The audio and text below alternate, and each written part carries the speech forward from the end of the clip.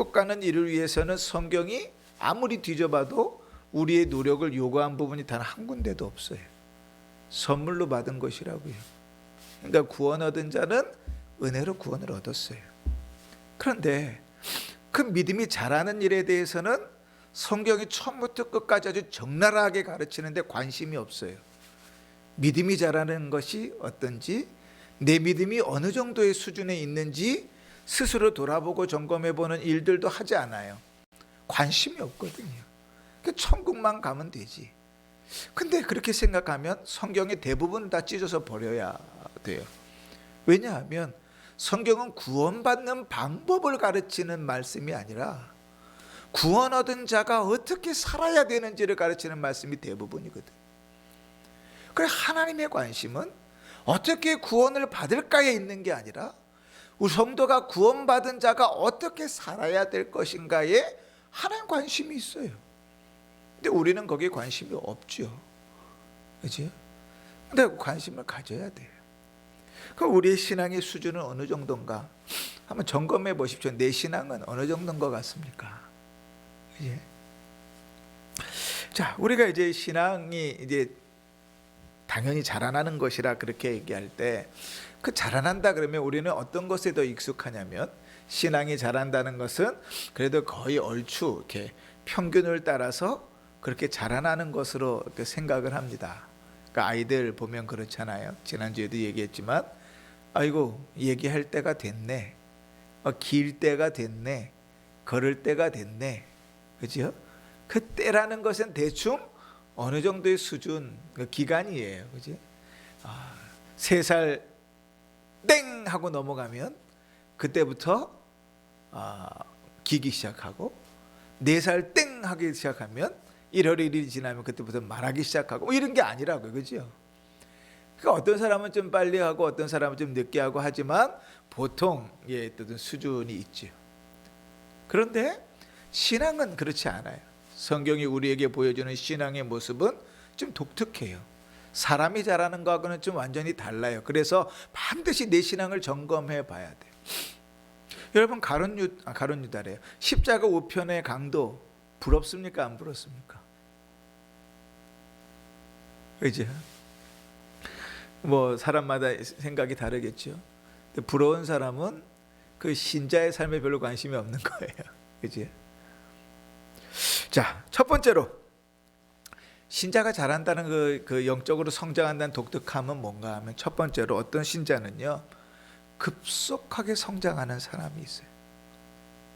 예수를 믿은 지 얼마 안 됐는데 그 안에 그 뜨거움과 열정이 참 오랫동안 그 믿음을 밝혀줘서 말씀을 읽고 말씀을 듣는 일을 사모하고 기도하고 전도하는 일들에 막 믿음이 급속도로 자라는 사람이 있어요. 그에게는 다시 반대로 얘기하면 믿음이 그렇게 급속도로 자라지 않는 사람도 있다는 거죠. 많은 사람들이 그래요. 10년, 20년 기도해가지고 자기 남편을 예배 자리로 딱 데리고 왔는데 그날 막 감동이죠.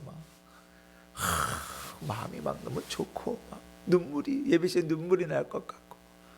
근데 그날 밤에 가면 싸운다는 거죠. 그 예배당에만 앉혀놓으면 사람의 180도 확 변할 줄 알았는데 앉혀놨는데 앉아있는 거 외에는 왜 저러는지 이해 못 갈 행동들이 막 일어나는 거죠. 그러니까 집에 가서 싸운대잖아요. 하여간 어떤 사람은 믿음이 급속도로 자라는 사람이 있어요. 그건 참 부러운 일이죠. 그런데 또 어떤 사람은요 그다지 그 믿음이 많이 자라지 못하는 사람이 있어요. 평생을 가도 죽을 때까지도 그 믿음이 별로 안 자라는 사람이 있어요.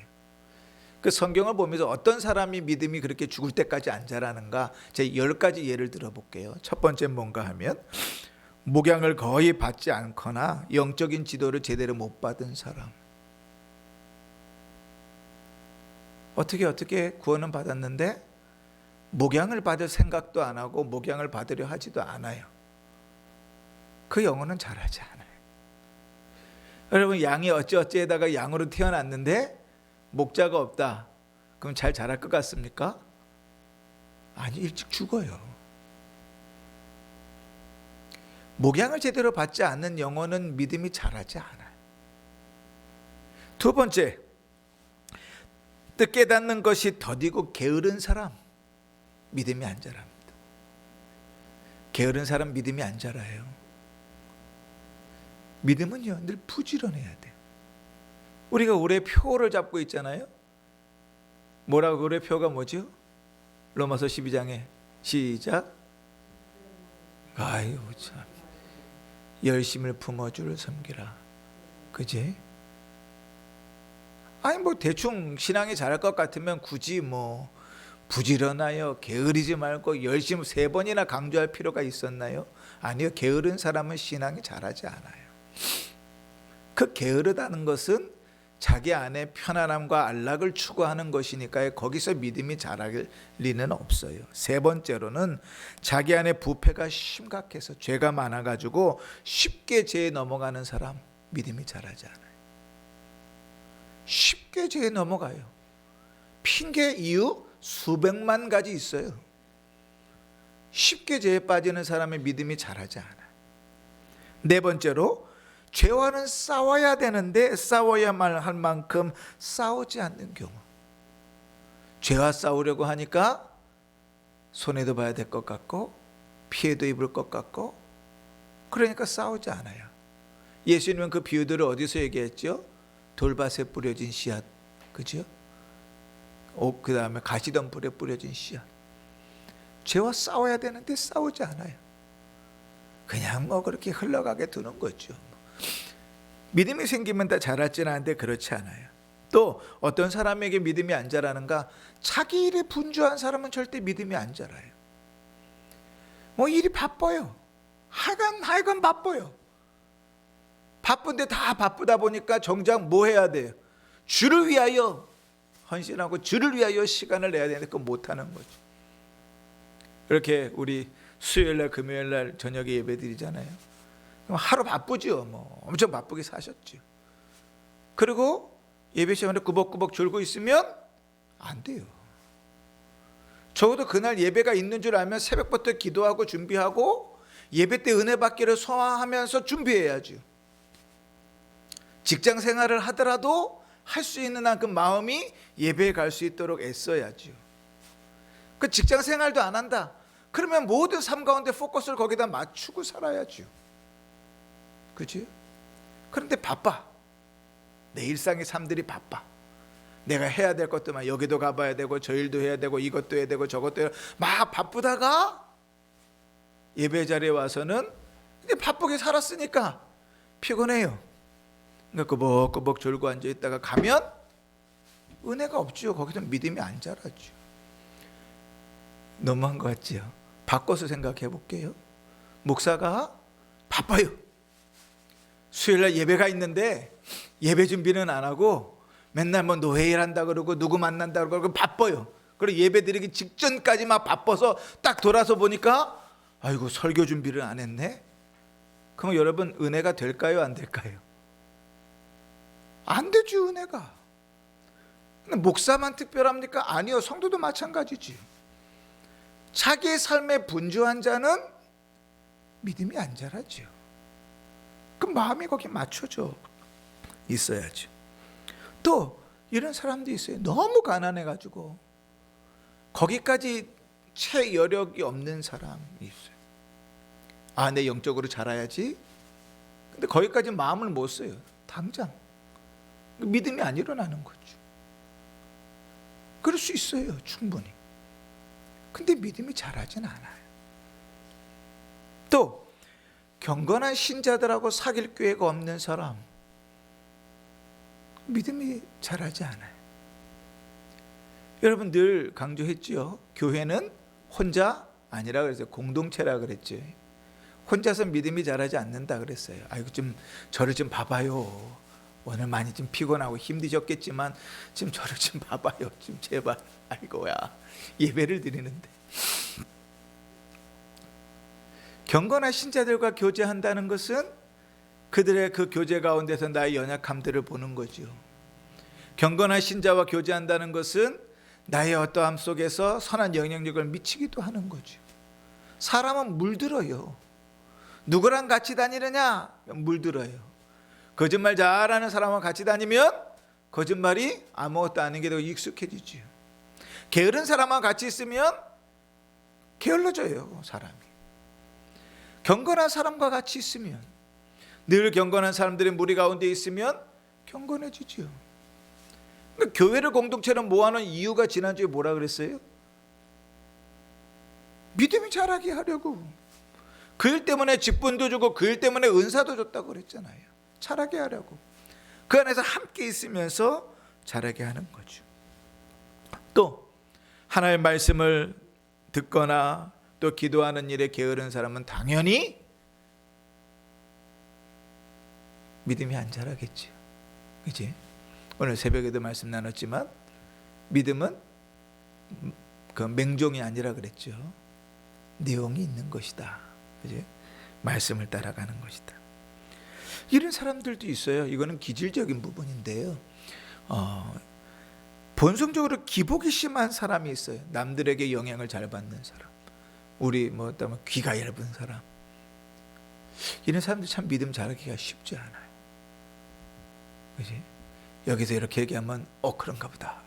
또 여기서 이렇게 얘기하면 그런가 보다.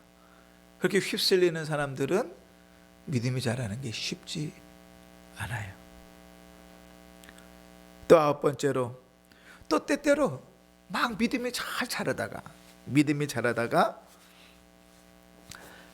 하나님을 막 자꾸 믿음이 자라는데 그 하나님을 찾는 일들이 오래 지속되지 못하는 사람이 있어요. 끈기가 없는 사람. 기도해야지. 모르나요? 다 알지요. 그런데 작심 3일 가면 저 훌륭하신 분이에요. 맘 먹고 3일 가는 것도 쉽지 않죠. 하루 가는 것도 벅차지, 그지? 마지막으로 어떤 사람들이 믿음이 잘 안 자라는가? 막 믿음이 자라다가 급격히 어려움을 당하거나 환난을 당해서 나락으로 빠지는 경우들이 있어요. 얼마든지 그럴 수 있어요. 다윗도 그랬고요. 얼마든지 그럴 수 있죠. 근데 문제는 그러다가 회복되는 사람도 있지만 못 일어나는, 회복되지 않는 사람도 있어요. 그거는 그렇게 돼봐야 알아요. 여러분, 바울의 옆에 데마라는 사람이 있었어요. 얼마나 감옥에 갇혀 있는 바울을 열심히 지극정성으로 섬겼는지 몰라요. 그런데 그가 세상을 사랑하여 데살로니가로 갈 줄은 아무도 몰랐죠. 그러니까 지금 나의 신앙을 장담할 수 없는 거죠. 날마다 나를 치지 않으면 죽기 직전에 하나님은 없다. 이럴 수도 있다는 거예요. 있다고. 죽기 직전에 믿음이 없어서 시퍼렇게 두렵고 떨릴 수도 있다고요. 모르죠. 지금 믿음이 있다고 생각했는데 한 120세쯤 돼갖고 죽으려고 하나님 부르셔서 딱 가는데 마음속에 두려움과 근심과 걱정이 확 나를 감싸면서 천국에 갈 소망보다는 오히려 두려움과 괴로움이 가득 찰 수 있다고요. 모르는 거죠, 우리는. 날마다 그 믿음을 지켜가는 거죠. 이렇게 어떤 신자는 그다지 믿음이 자라지 않는 사람이 있어요. 십자가 우편의 강도는 그 죽기 직전에 예수를 믿고 구원을 받았으나 그의 믿음의 수준이라고는 응애하고 끝난 거죠. 그지? 응애하고 끝난 거죠. 세 번째로, 어떤 신자는 꾸준히 신앙이 자라요. 꾸준히. 그냥 부러운 거죠. 꾸준히 신앙이 자라요.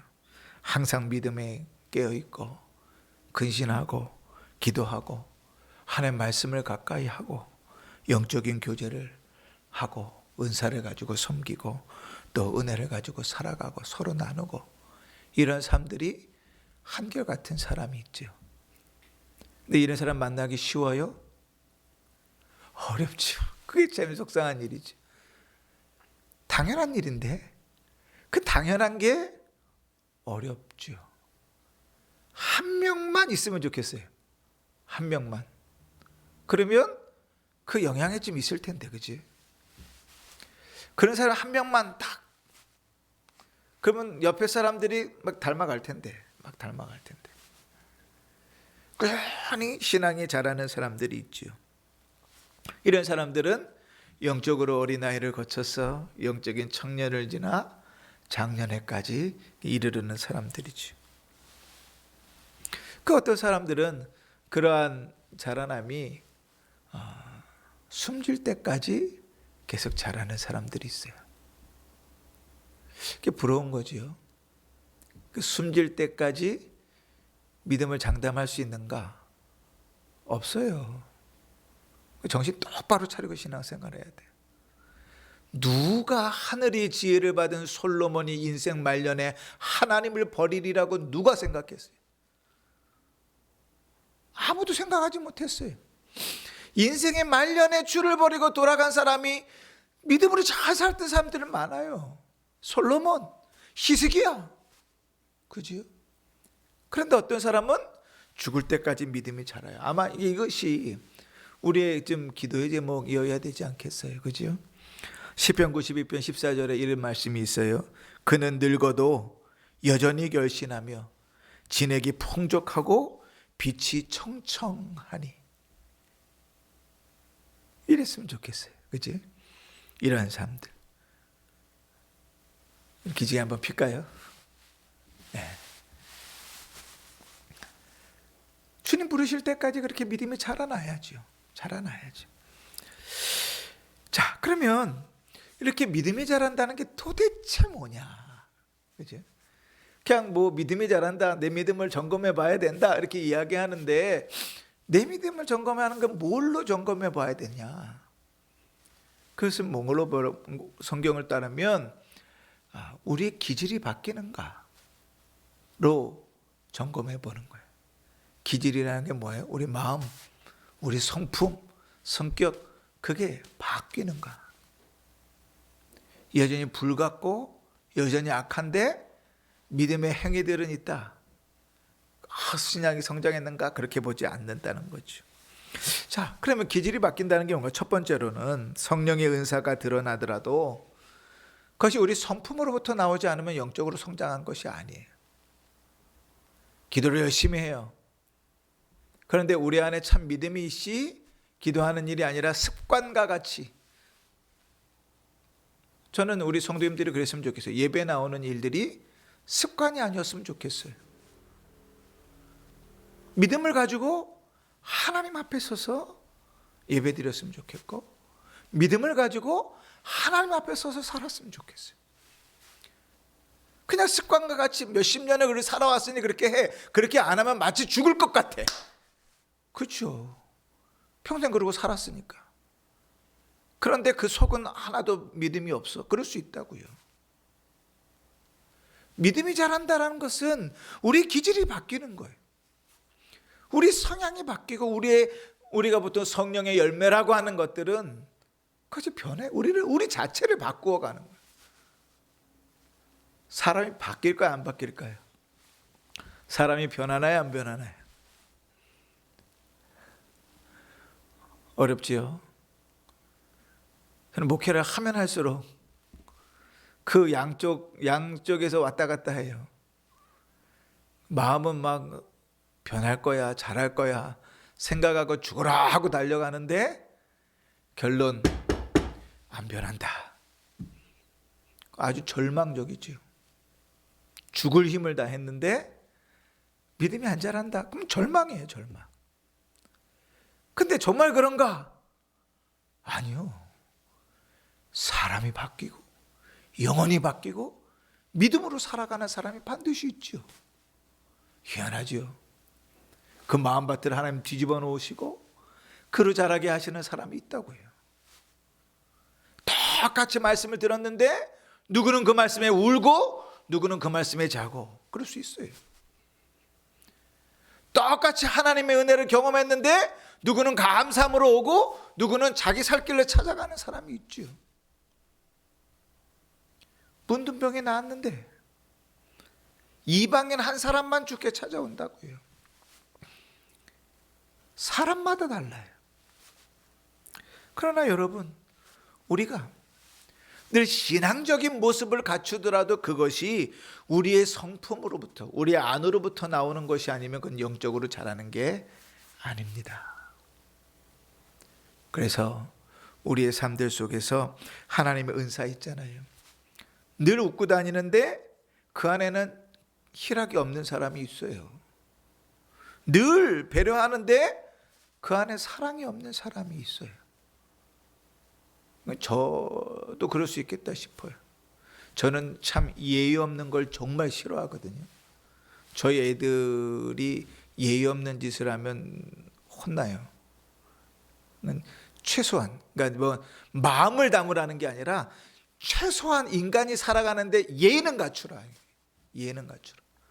사람한테도 예의를 못 갖추면 하나님 앞에 예의는 불가능하다. 마음을 들여 예의를 갖추는 건 불가능하다. 최소한 예의는 갖춰라. 시간은 반드시 지켜야 되고 약속한 것은 지켜야 되고, 그지? 최소한의 예의.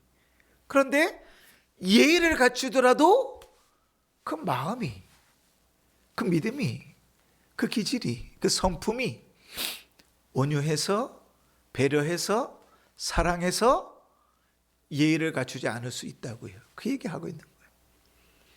그러니 하나님은, 예수님께서는 늘 우리에게 말씀하시면서 뭘 같이 세트로 묶으시냐면 네 마음과 세트로 묶으세요. 헌금을 드렸어요. 하나님은 액수 안 보시고 뭐 봐요? 그 마음. 예배를 드려요. 예배 자리에 나와 있는, 앉아 있는 거 그거 모습 보는 게 아니라 뭘 봐요? 그 마음. 예배만 보면 가인과 아벨 제사를 다 받으셨겠죠. 근데 하나는 버리고 하나는 받으신다. 삶을 살아갈 때 하나님께서 그 삶에서 어떤 믿음의 얘기들을 했을 때 하나님 보시는 것은 함께 그 마음 중심을 보시죠.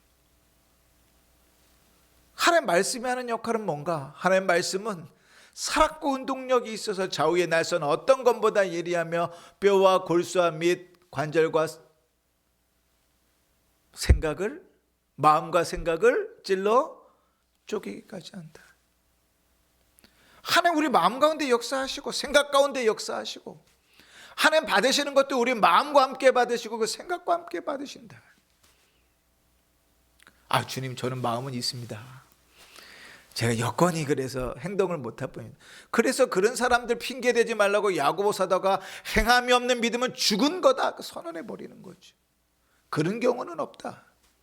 마음이 있으면 함께 삶도 같이 따라가는 거다. 두 번째로, 죄를 멀리하고 덕을 탁월하게 발휘하더라도 마음에 성품이 없이 그럴 수 있다고요. 죄를 지으려 하지 않고 또 덕을 쌓으려고 노력을 하는데도 그 마음속에 영적으로 은혜가 받지 않고 성품이 변하지 않고도 얼마든지 그럴 수 있어요. 어떨 때 그럴까? 억지로 해야 될 때. 여러분 성경을 율법적으로만 보면 죄를 지으면 저주를 받죠. 그죠? 그죠? 뭐 늘 제가 드는 예, 신명기 28장. 들어와도 저주를 받고 나가도 저주를 받고 떡반죽 그릇이 저주를 받고 계속 저주를 받지요. 그러니까 저주받지 않으려고 죄짓지 않고 저주받지 않으려고 덕을 행할 수 있지요. 얼마든지. 또 어떨 때 그럴 수 있어요? 목적이 다른 데 있을 때. 내 성품이 변한 게 아니라 내가 원래 얻어내고자 하는 목적이 있을 때 얼마든지 그럴 수 있죠. 죄로 멀리할 수 있고 덕을 열심히 힘쓸 수도 있죠. 그러나 그 목적이 사라지고 나면 다시 원적으로 돌아가죠. 그러나 영적으로 성장한다는 것은 속으로부터 일어나서 같이 움직이는 거죠. 세 번째, 영적인 성장이라는 것이 우리가 위로와 기적을 경험했다고 성장했다고 생각해서는 안 돼요. 여러분 우리 믿음은 뭘로 자란다 그랬죠? 말씀으로, 기적으로 자라는 게 아니에요. 죽을 고비에서 살아났는데 하나님 떠나는 사람도 있어요. 평생 소망 없는 문둥병자가 예수를 만나서, 그것도 우연히 예수를 만나서 고침을 다 받았는데 주님 앞에 헌신하고 살던가요? 아니요, 9은 다 그냥 돌아갔다고요. 자기의 삶으로. 그지? 기적을 경험했다고, 하나님의 위로를 맛봤다고 믿음이 자랐다? 아니요. 믿음은 그렇게 자라는 것이 아니에요. 그 믿음은 어떻게 자라는가? 하나님의 말씀의 빛으로 비추어져야 믿음이 자라요. 저는 제 원로 목사님 평생에 성경적 신앙생활을 주장하셨는데 너무 난 그 좋아요. 우리에게 참 좋아요. 여러분, 말씀 외에는 없어요. 초등학교도 못 나온 사람들이 성경을 이해할 수 없기 때문에 하나님께서 그들에게는 구원을 가리셨나요? 아니요. 박사학위 받은 사람들만 이해할 수 있도록 성경이 어렵게 되어져 있던가요? 구원의 비밀이? 아니요. 그지? 글씨를 못 읽는 사람들은 구원을 얻을 수 없나요? 아니요. 하나님 모든 방법을 통해서 하나님 만날 수 있도록 그 말씀을 드러내셨죠. 그 말씀의 빛을 비춤을 받아서 우리가 구원을 얻고, 그 말씀의 빛의 비춤을 받아서 죄를 깨닫고, 그 말씀의 빛의 비춤을 받아서 우리의 믿음이 자라죠.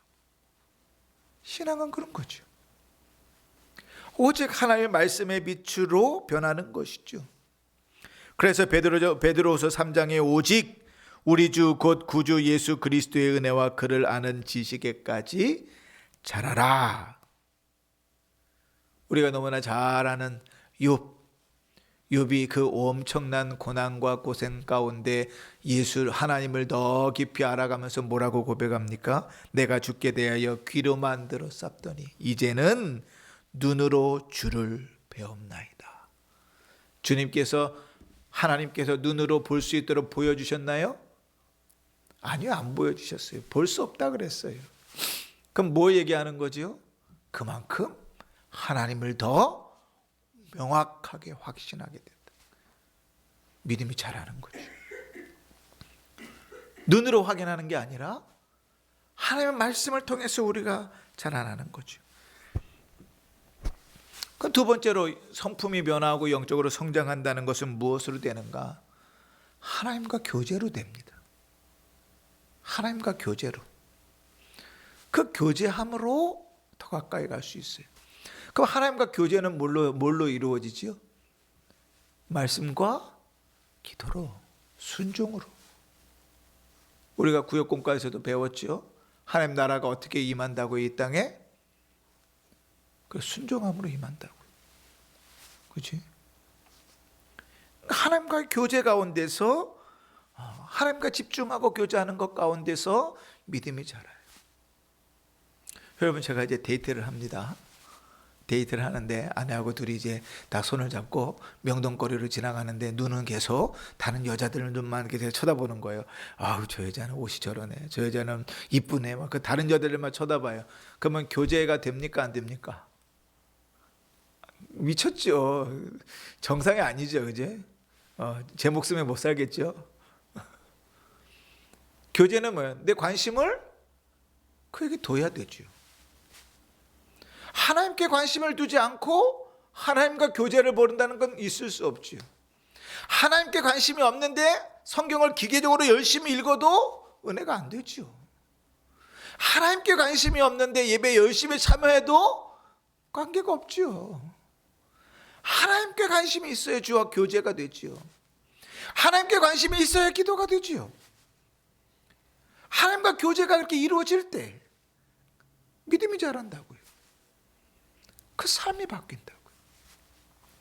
세 번째로 영적인 성장은 그리스도를 아는 지식이 자라나는 것입니다. 여러분, 그리스도를 아는 지식이 자란다는 것, 그게 뭔가 하면 시간이 흐를수록 명확히 예수가 알아진다는 거예요. 여러분, 예수님이 어떤 분인지 잘 아시죠? 근데 얼마만큼 아십니까? 예수가 명확히 알아가지면 알아가질수록 내 삶이 바뀌어요. 내 마음 자세가 바뀌어요. 처음에 예수는 어떤 사람이야? 내 문제를 해결해 주는 사람, 내 어려움들을 해결해 주는 사람, 조금 더 지나면 믿어서 천국 가게 해주는 사람. 그런데 그리스도를 알아가면 알아갈수록 삶의 자세가 바뀌어요. 예배의 자세가 바뀌어요. 기도의 자세가 바뀌어요. 왜요? 주님이 누구인지를 알아가니까 사랑할 수밖에 없고, 내가 주를 사랑하는 것은 그가 먼저 우리를 사랑하셨기 때문이고, 그 사랑 가운데서 그 관계가 깊어지니까 믿음도 그 안에서 자라나는 거예요. 그러니까 믿음이 자란다는 것은 그냥 뚝 어느 하나의 열매 이런 식이 아니라고요. 우리 인간 인격 전체에서, 우리의 삶 전체에서 자라나는 거죠. 내 마음에 예수를 중심 삼고 살고, 예수님께 관심을 두고 살고, 뭐 어떤 일들을 살더라도 주와 더불어 살고, 주를 생각해서 살고, 주님의 뜻이 무엇인지를 구하고, 그게 믿음이 자라나는 거죠. 우리 이번 주간에 요한이서 2장 말씀 암송하고 있죠. 한번 암송해 볼까요? 이 세상과 이 세상에 있는 것들을 사랑하지 마라. 그리하면 너희 속에 뭐가 없다고요? 예수의 사랑이 없다고요. 공존할 수 없는 거예요. 주를 사랑하고 주님께 마음을 두고 주와 교제하며 사는 자가 이 세상의 것들이 즐겁지 않아요. 그러니까 아까 제가 얘기했듯이 하루를 바쁘게 사는데 예배가 소망될 리가 없죠. 그죠? 하루 바쁘게 에너지 다 썼는데 예배 시간에 주를 향한 소망할 에너지가 없잖아요. 정말 주님을 소망하고 주님께 고정이 된다면 하루에 해야 할 일들을 안에서라도 예배를 온전히 은혜 받을 수 있도록 맞춰야죠. 그 주님과 교제하는 삶, 그렇게 믿음이 자라는 거죠. 그런데 우리는 늘 세상에 너무 마음들이 많이 쏟아졌고 해야 될 일이 많아요. 이 일도 해야 되고 저 일도 해야 되고 그 일도 해야 되고 이 일도 해야 되니까 그렇게 일들을 하다 보니까 예배는 시간적으로도 뒤에 있고 제일 뒷전이죠. 그럼 이 예배 시간에는 은혜를 못 받죠. 어떻게 은혜를 받아요? 여러분, 기도하는 일들 다 얘기해 보면, 성경 읽고 기도하는 일들, 우리의 삶에서 어느 정도 우선순위인가? 어느 정도 우선순위입니까? 아침에 일어나면 성경 읽고 묵상하고 기도하는 것이 여러분 행복합니까? 그게 시작입니까? 그게 여러분의 삶에, 우리의 삶에 가장 우선입니까? 그럼 할렐루야죠. 그렇게 사는 거죠. 그런데 계속 뒤로 밀려요. 아이고, 오늘 늦잠을 잤네. 오늘은 기도하는 것 좀 뒤에 합시다. 아이고, 출근하면서 출근하는데 늦었네. 그렇게 뒤로 미루다 보면 맨 마지막에 이제 침대에 누워서 그래도 기도해야지.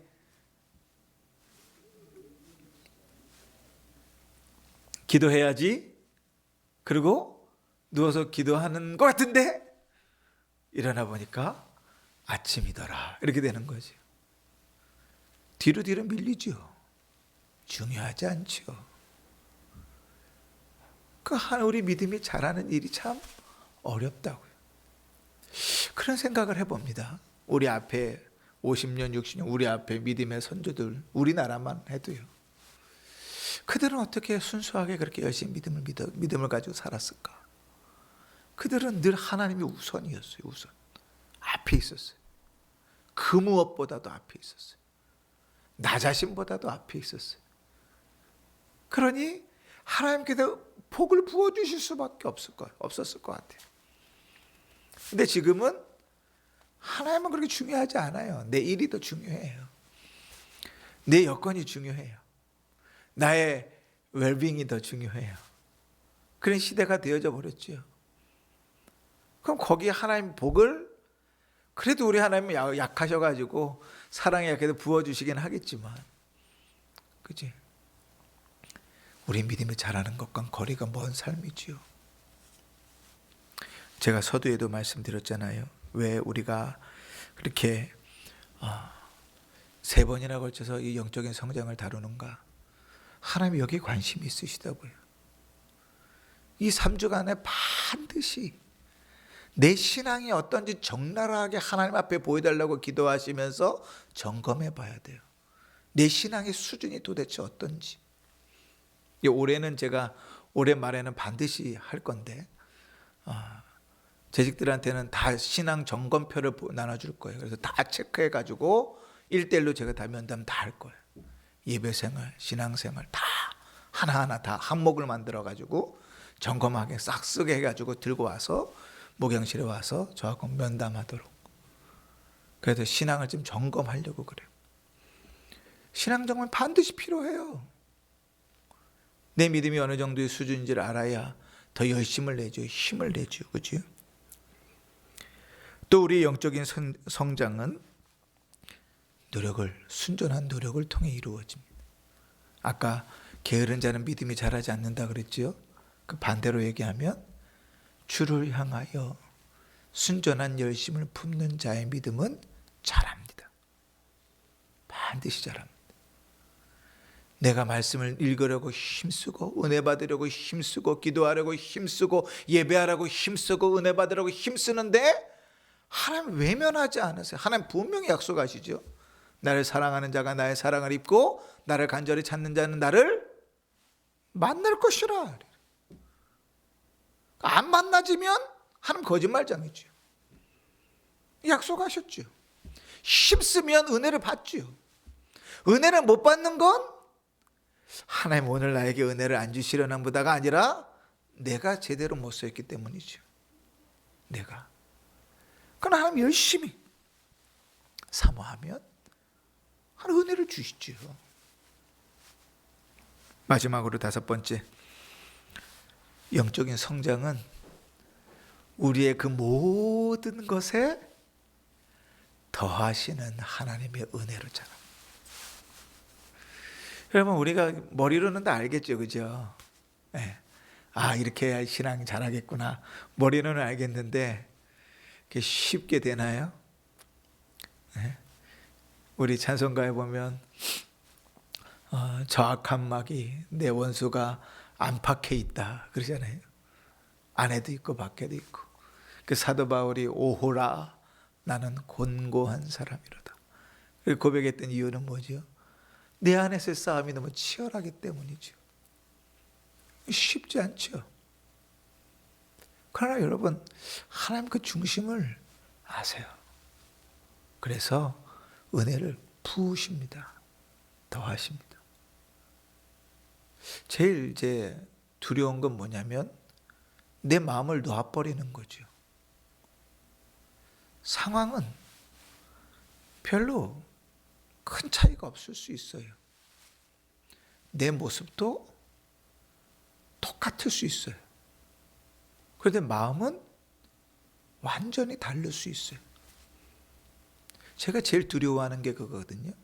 포기하는 것과 하나님께 맡기는 것의 그 아주 미묘한 차이. 거기에서 내가 하나님께 맡기지 못하고 포기해 버릴까 봐. 한 영혼을 보면서 하나님한테 맡긴다는 명분 하에 포기해 버릴까 봐. 그게 제일 두렵죠. 그러니까 늘 애달파서 살얼음판 거는 것처럼 가는 거죠. 그 목사의 두려움은 그런 거예요. 근데 여러분들도 그러셔야 돼요. 하나님 앞에. 그 차이가 내 중심 외에는 다른 거 안 나요. 겉으로 드러나는 삶도 차이가 나지 않아요. 우리의 신앙의 모습에도 차이가 나지 않아요. 오직 주님만 아세요. 내가 정말 주를 향하여 열심으로 애쓰고 발버둥 치는데 안 되고 있는 일인지 이미 포기해버리고 그냥 그렇게 마음을 먹고 가는 것인지 주님은 알죠. 근데 사실 나도 어느 정도는 알아요. 내가 포기해버린 건지 아니면 하나님 앞에 맡겨버린 것인지. 그러나 하나님 앞에 맡겼다면 우리의 모습이 우리가 생각한 것만큼 나타나지 않을지라도 하나님은 거기에 은혜를 부으십니다. 그러나 포기했다면 믿음은 자라지 않을 수 있어요. 그 정도에서 머물 수 있어요. 우리 다음 주에 마지막 마무리를 하면서요. 여러분, 영적인 성장이 왜 중요한가? 왜 그래야만 하는가? 뭐 듣기 좋은 얘기 아니죠, 그죠? 듣기 싫으시죠? 근데 왜 이렇게 3주나 해야 되는가? 뭐 그 믿음이 안 자란다고 구원 안 받는 거 아니지 않는가? 맞아요. 근데 하나님의 관심이 거기에 있어요. 하나님의 관심. 그리고 하나님께서 그 관심을 우리에게 뭘로 약속하시냐면 내가 너에게 면류관을 주겠다고 약속하세요. 그 상급이 있다는 거예요. 그 하나님 보시기에는 다르다는 거예요. 차이가 있다는 거거든요. 그러니 우리에게 힘쓰고 애쓰라는 거지. 다음 주에 또 말씀을 마지막으로 나누십시다. 오늘 말씀 가운데서는 여러분 이 시간에 우리 함께 기도할 때 여러분 믿음이 그냥 사람 잘하는 것처럼 그렇게 잘하지 않습니다. 어떤 사람은 안 잘하다가 끝나고요. 어떤 사람은 자라나고요. 어떤 사람은 자라다가 꼬꾸라지고요. 어떤 사람은 끝까지 잘 자라납니다. 내가 어디에 속해 있는가 몰라요. 그 주님께서 그거 알려주시려고 계속해서 말씀의 비유를 들어서 가르치셨던 건 아닙니까? 그치? 오늘 이 시간 함께 기도할 때에 하나님 시편 92편에 있는 말씀처럼 늙어도 여전히 결실하며 진액이 풍족하고 빛이 청정한 그러한 믿음의 사람이 될 수 있게 해달라고 기도하시고 그 일을 위하여 주님께서 숨 쉴 수 있는 쉼만 주어도 주를 위하여 힘써 살아가는 성도들 되길 바랍니다.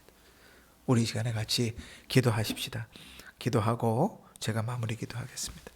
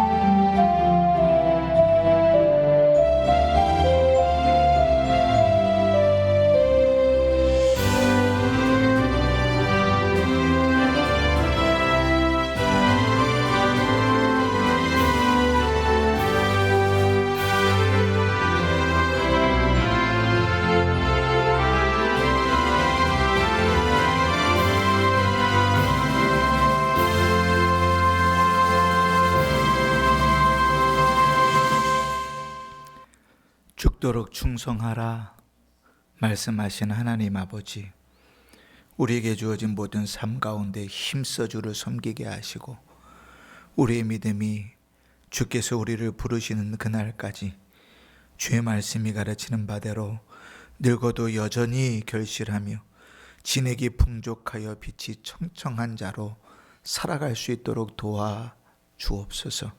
하나님, 우리의 연약함들을 아시오나 그러나 하나님, 우리 안에 갈급함들을 주셔서 더욱 힘써 살아갈 때 하나님, 어린아이에 머무르지 아니하고 그리스도의 장성한 분량에까지 이르러 우리에게 삶 속에서 하나님의 영광을 경험하며 참 기쁨을 누리는 복된 삶을 살아갈 수 있도록 도와 주옵소서. 남은 한 주를 살아가는 시간들 속에서도 하나님, 그렇게 주를 경외하는 삶, 주와 동행하는 삶, 승리하는 삶을 살아갈 수 있도록 역사하여 주옵소서. 우리의 삶 가운데 주께서 우리로 또 하나님만 바라보게 하시고 우리의 인내를 훈련하실 때에 그 가운데 순종하여 하나님께 영광을 돌리는 아름다운 인생이 되게 하옵소서. 우리 구주 예수 그리스도의 이름으로 기도하옵나이다. 아멘. 하늘에 계신 우리 아버지여, 이름이 거룩히 여김을 받으시오며 나라의 임하옵시며 뜻이 하늘에서 이룬 것 같이 땅에서도 이루어지이다. 오늘날 우리에게 일용할 양식을 주옵시고 우리가 우리에게 죄 지은 자를 사하여 준 것 같이 우리 죄를 사하여 주옵시고 우리를 시험에 들게 하지 마옵시고 다만 악에서 구하옵소서. 대개 나라와 권세와 영광이 아버지께 영원히 있사옵나이다. 아멘. 모든 순서를 마쳤습니다.